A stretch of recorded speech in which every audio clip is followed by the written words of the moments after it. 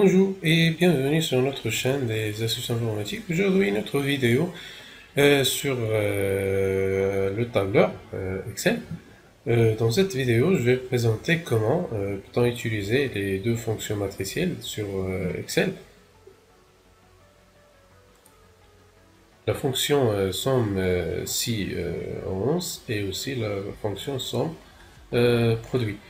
Ok, donc on va voir comment donc peut-on utiliser ces deux fonctions et l'utilité de ces deux fonctions. Donc on va prendre ce document, on a des commandes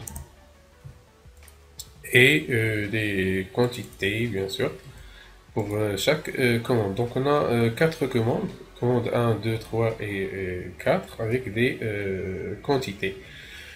La question c'est comment peut-on calculer le total des quantités de chaque commande. Total quantité par commande, donc on va utiliser deux méthodes. Première méthode c'est la première fonction, somme séquence, et la deuxième méthode, donc on va utiliser la deuxième fonction. Voilà, donc comment peut-on utiliser la première fonction? C'est juste, donc on va insérer une formule pour cette fonction. Voilà, donc la formule fonction somme séance. Dans Excel va afficher donc les différentes fonctions. Commence par cette chaîne de caractères. On va choisir donc la fonction. Ok. Et maintenant, donc on va choisir une plage de somme et puis les plages de critères. Voilà. Donc pour la plage somme, donc on va sélectionner les quantités. Voilà. Quantité. Voilà. Donc quantité. Ok. Ah, c'est ça. Point virgule. Et pour la plage de critères, on va sélectionner donc les commandes. Voilà. Comme ça. Les commandes.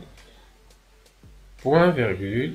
Et maintenant, on va donner le premier critère, comme vous voyez.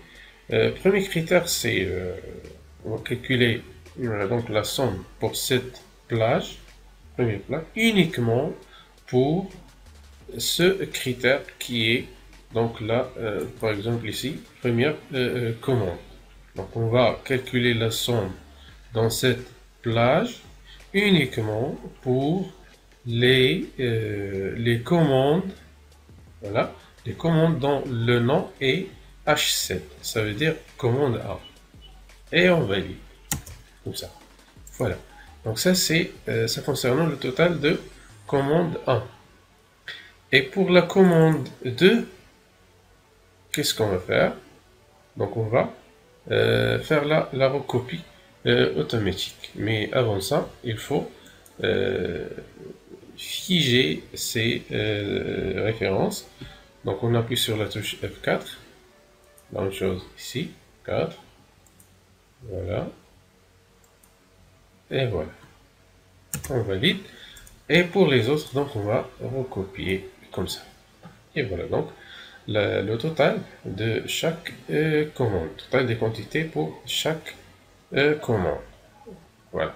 Donc on peut vérifier ça, voilà, pour voir est-ce que c'est exactement correct ou non. Donc, par exemple pour commande 1.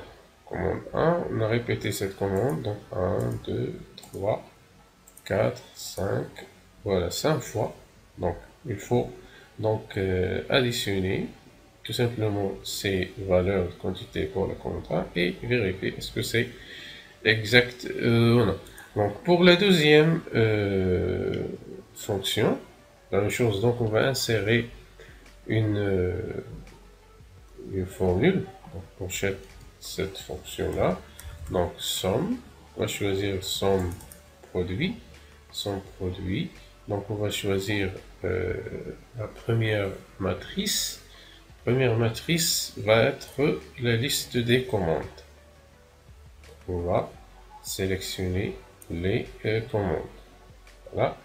Mais uniquement, on va faire le produit uniquement pour les commandes dont le nom est commande 1. Et on va faire, avant ça, donc on ouvre parenthèse, et on ferme la parenthèse ici, symbole de multiplication, et notre parenthèse, et dans ce cas, on va mettre la liste et la plage des quantités.